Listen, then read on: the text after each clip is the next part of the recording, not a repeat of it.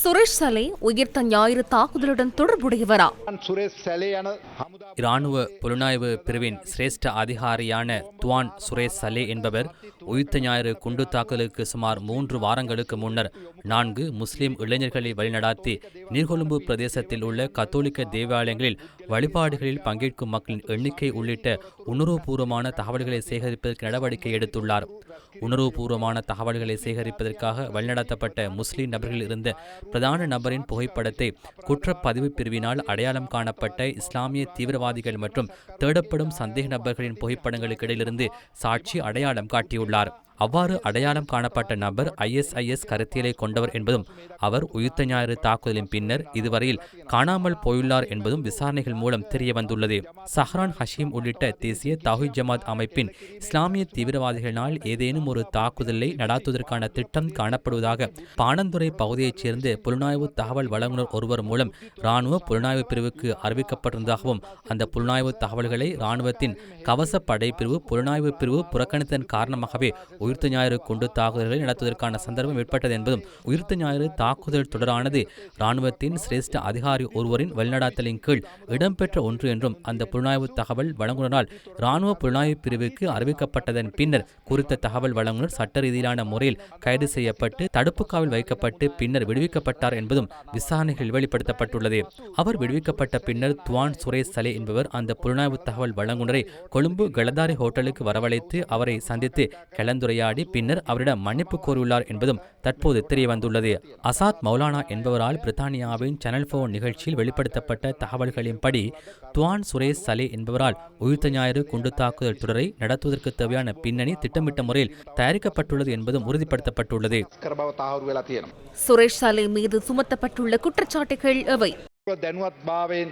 முன்கூட்டியே முழுமையான அறிதலுடன் சதி செய்துள்ளார் என்பதும் உயிர்த்த ஞாயிறு தாக்குதலுக்கு முன்னரோ அல்லது பின்னரோ அத்தாக்குதல் தொடர்பான அதி உணர்திறன்மிக்க மற்றும் சர்ச்சைக்குரிய உண்மைகள் வெளிவருவதை தடுப்பதற்கு நடவடிக்கை எடுத்துள்ளார் என்பதும் அதன் மூலம் துவான் சுரேஷ் சலே என்ற சந்தேக நபர் 1979 ஆண்டு 48 இலக்க பயங்கரவாத தடை சட்டத்தின் 2(3), 2(1)A, 2(1)A, 5(1) மற்றும் 5(2) ஆகிய பிரிவுகளின் கீழ் குற்றங்களை புரிந்து நேரடியாகவும் மறைமுகமாகவும் ஆதரித்து உடந்தையாக இருந்துள்ளதோடு அந்த கொடூரமான செயற்பாடுகளை செய்த நபர்கள் குழுக்கள் அல்லது தரப்பினர் வெளிப்படுத்தப்படுவதை தடுப்பதற்கு நடவடிக்கை எடுத்துள்ளார் என்பதும் தற்போது வரை கிடைத்துள்ள தகவல்களின் மூலம் வெளிப்படுத்தப்பட்டுள்ளது.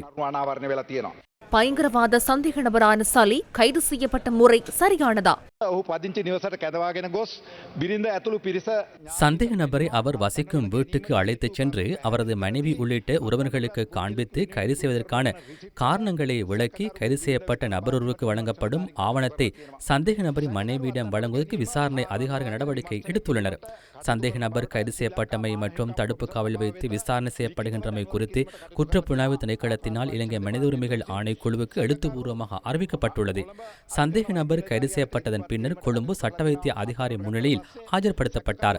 சந்தேக நபரை தடுப்பு காவல் வைத்து விசாரணை செய்வதற்காக 1979 ஆண்டு 48 இலக்க பயங்கரவாத தடை சட்டத்தின் கீழ் 72 மணித்தியால தடுப்பு காவல் உத்தரவு பெறப்பட்டதுடன் அதன் பின்னர் அந்த சட்டத்தின் 9(1) பிரிவின் சட்ட விதிமுறைகளுக்கு இணங்க 90 நாட்கள் குற்ற புலனாய்வு திணைக்களத்தில் தடுப்பு காவல் வைத்து விசாரணை செய்வதற்காக தடுப்பு காவல் உத்தரவும் பெறப்பட்டது. சந்தேக நபர் கைது செய்யப்பட்டு தடுப்பு காவல் உத்தரவின் அடிப்படையில் குற்ற புலனாய்வு திணைக்களத்தில் வைக்கப்பட்டு விசாரணை செய்யப்படுகின்றமை குறித்து B-3582 2024 என்ற வழக்கிழக்கத்தின் கீழ் கொழும்பு கோட்டை நீதவான் நீதிமன்றத்துக்கு அறிக்கை சமர்ப்பிக்கப்பட்டுள்ளதுடன் அந்த வழக்கின் 3வது சந்தேக நபராக அவர் பெயரிடப்பட்டு வழக்கின் விசாரணை திகதிகளில் தடுப்பு காவலில் இருந்து நீதிமன்றத்தில் ஆஜர்படுத்தப்படுகின்றார்.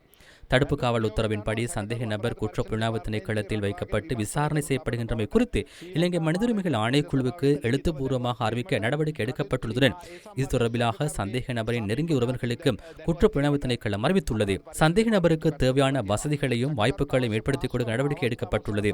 முதலாவதாக ஒவ்வொரு புதன்கிழமையும் தனது சட்டத்தரனை சந்தித்து தேவையான சட்ட ஆலோசனைகளை பெற்றுக் கொள்வதற்கு அவருக்கு வாய்ப்பு அளிக்கப்பட்டுள்ளது. இரண்டாவதாக ஒவ்வொரு வெள்ளிக்கிழமையும் சந்தேக நபர் தனது மனைவி மற்றும் தாய் உள்ளிட்ட நெருங்கிய உறவுகளோடு தொலைபேசியில் உரையாடி கருத்துக்களை பரிமாற்றிக் கொள்வதற்கு வாய்ப்பு ஏற்படுத்தப்பட்டுள்ளது.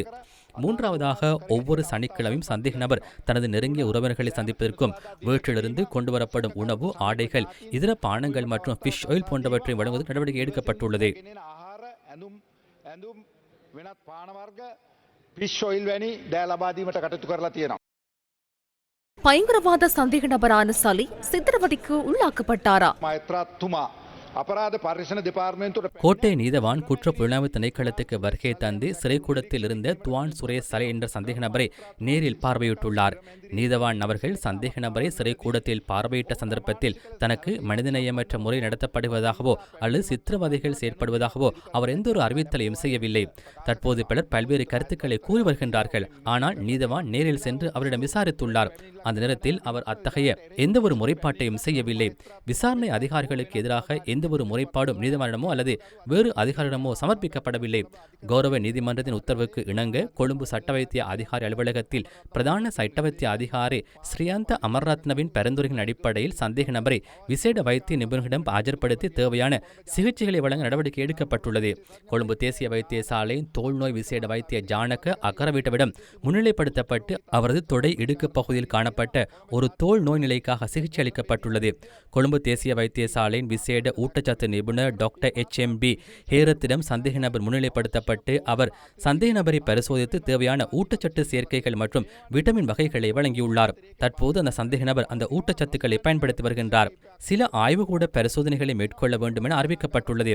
அந்த ஆய்வுகூட பரிசோதனைகளை மேற்கொள்வதற்காக கொழும்பு 8 டெனிஸ்டர் டி சில்வா மாவட்டத்தில் உள்ள மருத்துவ ஆராய்ச்சி நிறுவனத்தின் பணிப்பாளரிடம் எழுத்துப்பூர்வமாக கோரிக்கை விடுக்கப்பட்டு அந்த மாதிரிகளை பரிசோதிப்பதற்காக தேவையான ஏற்பாடுகள் செய்யப்பட்டுள்ளன. கொழும்பு தேசிய வைத்தியசாலை நரம்பியல் விசேட வைத்திய நிபுணர் காமினி பத்ரனிடம் சந்தேக நபர் ஆஜர்படுத்தப்பட்டார். அந்த சந்தேக நபருக்கு MRI பரிசோதனை செய்யுமாறு பரிந்துரைக்கப்பட்டதன் அடிப்படையில் 5ஆம் மாதம் 26ஆம் தேதி கொழும்பு தேசிய வைத்தியசாலையில் MRI பரிசோதனை மேற்கொள்ளப்பட்டுள்ளது. அந்த MRI பரிசோதனை அறிக்கையுடன் சந்தேக நபர் மீண்டும் விசேட வைத்திய நிபுணர் காமினி பத்ரனிடம் முன்னிலைப்படுத்தப்பட்டுள்ளார். தேசிய கண் வைத்தியசாலையின் விசேட கண் வைத்திய நிபுணர் KR தயாவங்ச முன்னிலையில் சந்தேக நபர் ஆஜர்படுத்தப்பட்டார். அவர் கைது செய்யப்படும் பொழுது காதில் ஒரு பிரச்சனை இருந்தது. அந்த கோளாறுக்காக கொழும்பு தேசிய வைத்தியசாலையின் விசேட வைத்தியரிடம் அனுப்பி தேவையான சிகிச்சைகள் வழங்க நடவடிக்கை எடுக்கப்பட்டதுடன் சந்தேக நபர் கைது செய்யப்படும் சந்தர்ப்பத்தில் அவரது சேர்க்கை பல்லொன்று கலண்டிருந்தது. அதன் காரணமாக பல் வைத்தியர் ஒருவரிடம் முன்னிலைப்படுத்தப்பட்டார். அந்த பல்லை சரியாக பொருத்துவதற்கு தேவையான வசதிகள் செய்து கொடுக்கப்பட்டுள்ளன. නිසියාකාරයෙන් සවිකර දීමට අවශ්‍ය කටයුතු සලසලා දීලා තියෙනවා. பயங்கரவாத சந்தேக நபரான சுரேஷ் சலி உணவை உட்கொள்ள மறுத்தாரா? ගෝඨාභය රාජපක්ෂ මහත්මයාට විදේශ ගමන් තහනමක් අවස්ථා கோட்டாபே ராஜபக்சவுக்கு வெளிநாட்டு பயணத்தடை விதிக்கப்பட்டு சட்ட ரீதியிலான நடவடிக்கை எடுக்கப்பட்டதன் பின்னர் துவான் சுரேஷ் சலே என்ற சந்தேக நபர் அதுவரை தான் நடந்து கொண்ட முறைமையை முற்றிலும் மாற்றிக்கொண்டு விசாரணைகளுக்கு முழுமையாக பாதகம் ஏற்படும் வகையிலும் விசாரணைகளுக்கு தடையாகவும் விசாரணையை முன்னோக்கி கொண்டு செல்வதற்கு இடையூறாகவும் செயற்பட்டு 6ஆம் மாதம் 5ஆம் தேதி இரவு முதல் உணவு தவிர்ப்பு உண்ணாவிரத்தை ஆரம்பித்துள்ளார். திட்டமிட்ட முறையில் உணவை உட்கொள்ள மறுத்து செயற்பட்டதன் காரணமாக போலீஸ் வைத்தியசாலையின் மருத்துவ பணிப்பாளர் தினுக்க செனவினத்ன மற்றும் டாக்டர் சந்திர நுவன் ஆகிய வைத்தியர்கள் வரவழைக்கப்பட்டு சந்தேக நபரின் சுகாதார நிலைமை பரிசோதிக்கப்பட்டது. அதன்போது சந்தேக நபரின் இரத்தத்தில் சர்க்கரையின் அளவு குறைந்துள்ளதை மருத்துவர் உறுதிப்படுத்தியமையினால் முழுமையான பாதுகாப்புடன் 6ஆம் மாதம் 7ஆம் தேதி உடனடியாக சந்தேக நபர் தேசிய வைத்தியசாலை அனுமதிக்கப்பட்டு கொழும்பு தேசிய வைத்தியசாலையின் அவசர சிகிச்சை பிரிவில் ஆரம்பகட்ட சிகிச்சைகள் அளிக்கப்பட்டதன் பின்னர் 14ஆம் வார்டுக்கு மாற்றப்பட்டு மருத்துவ கண்காணிப்பின் கீழ் சிகிச்சை அளிக்கப்பட்டதன் பின்னர் 8ஆம் தேதி முதல் இதுவரையில் கொழும்பு தேசிய வைத்தியசாலை 42ஆம் வார்டு அனுமதிக்கப்பட்டு மருத்துவ கண்காணிப்பின் கீழ் சிகிச்சை பெற்று வருகின்றார். ஆப்பிள் ரக நவீன கையடக்க தொலைபேசியின் தரவுகளை பகுப்பாய்வு செய்வதற்காக அந்த கையடக்க தொலைபேசியை அணுகுவதற்கான கடவுச்சொல்லையோ அல்லது சந்தேக நபர் கைது செய்யப்பட்ட நாளில் அவரது வீட்டை சோதனை செய்து கைப்பற்றப்பட்ட லேப்டாப் கணனியின் தரவுகளை பகுப்பாய்வு செய்ய அதற்கான கடவுச்சொல்லையோ இதுவரை சந்தேக நபர் விசாரணை அதிகாரிகளுக்கு வழங்கவில்லை. அதன்படி சந்தேக நபர் விசாரணைகளுக்கு எந்த ஒரு வகையிலும் ஒத்துழைக்காமல் உண்மைகளை மறைக்கும் முயற்சியில் ஈடுபட்டுள்ளார் என்பது அவதானிக்கப்பட்டுள்ளது. எப்படி இருந்தாலும் தற்போது வரை கிடைத்துள்ள அனைத்து சாட்சிகள் அறிவியல் ரீதியிலான மற்றும் ஏனைய தொலைபேசி சான்றுகள் ஊடாக நான் குறிப்பிட்ட இந்த விடயத்துடன் அவர் தொடர்புடையர் என்பதும் இந்த சதி திட்டத்துக்கு முன்னதாக அவர் முன்கூட்டியே முழுமையான அறிவுடன் செயற்பட்ட முறையும் அறிவியல் ரீதியான சான்றுகள் மூலம் மிக நன்றாக உறுதிப்படுத்தப்பட்டுள்ளது. எனவே இந்த விசாரணை முறையாக முன்னோக்கி கொண்டு செல்லப்படும். எந்த ஒரு சாகும் வரையிலான உண்ணாவிரத போராட்டத்துக்காகவோ அல்லது எந்த ஒரு சத்தியாகிரக போராட்டத்துக்காகவோ இந்த விசாரணை நிறுத்துவதற்கு நாங்கள் தயாராக இல்லை. අපි මේ විමර්ශන නතර කරන්න සූදානම් නැහැ.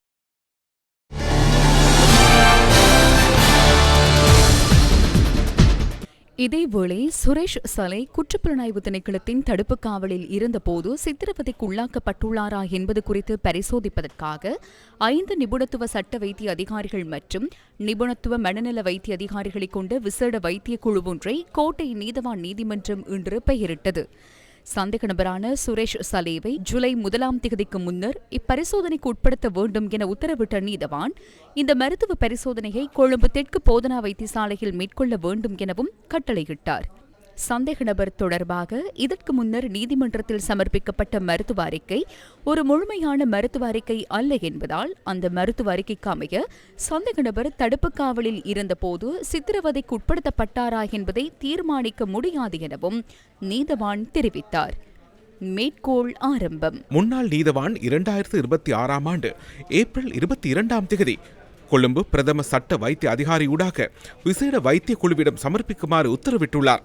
சந்தேக நபர் தரப்பு சட்டத்தரணிகள் முந்தைய வழக்கு தவணையின் போது சந்தேக நபருக்காக விடயங்களை முன்வைக்கையில் 2022ஆம் ஆண்டின் 12ஆம் இலக்க பயங்கரவாத தடுப்பு தற்காலிக ஏற்பாடுகள் திருத்தச் சட்டத்தின் 9(3) பிரிவின்படி முன்னாள் நீதவான் சந்தேக நபர் தடுப்பு காவலில் இருந்தபோது சித்திரவதைக்கு உள்ளாகியுள்ளார் என்ற முடிவின் அடிப்படையில் விசேட வைத்திய குழுவிடம் பரிந்துரைத்துள்ளதாக தெரிவித்தனர்.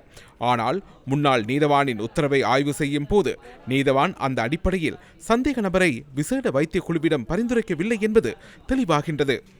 இதற்கமைய கராப்பட்டிய போதனா வைத்தியசாலையின் விசேட வைத்திய நிபுணர் துசித்த மெண்டிஸ் தலைமையில் கண்டி தேசிய வைத்தியசாலையின் விசேட வைத்திய நிபுணர் சித்தாஹாரி அபேநாயக்க, தெற்கு கொழும்பு போதனா வைத்தியசாலையின் விசேட வைத்திய அதிகாரி தசந்தி அக்மீவன, விசேட வைத்திய அதிகாரி துலைக்கா அமரசிங்கவாஸ், விசேட வைத்திய அதிகாரி வஜிர தர்மவர்தன ஆகிய வைத்திய அதிகாரிகளை கொண்ட குழு ஒன்றை சலேவை பரிசோதிப்பதற்காக நீதவான் பெயரிட்டார். இதேவேளை உயிர்த்த ஞாயிறு பயங்கரவாத தாக்குதல் தொடர்பான விசாரணைகளுக்கு இடையூறு விளைவிக்கும் வகையில் செயற்படுவதாக கூறி விமல் வீரவங்ச, உதய கம்மன் பில, டிரானலஸ், சரத் வீரசேகர, அனுராதா யஹம்பத், ஜயந்த சமரவீர, சஞ்சீவ எதிரிமான்ன, மதுபாஷன பிரபாத், சாணக்க பண்டார் ஆகியோரை பெயரிட்டு நீதிமன்றத்தில் அறிக்கை சமர்ப்பிக்கப்பட்டுள்ளது. இதனைத் தவிர பலாங்குட கசப்ப தேரர் மற்றும் பெங்கமுவே நாலக தேரர் ஆகியோரின் பெயர்களும் நீதிமன்றத்தில் சமர்ப்பிக்கப்பட்ட அறிக்கையில் உள்ளடக்கப்பட்டுள்ளன.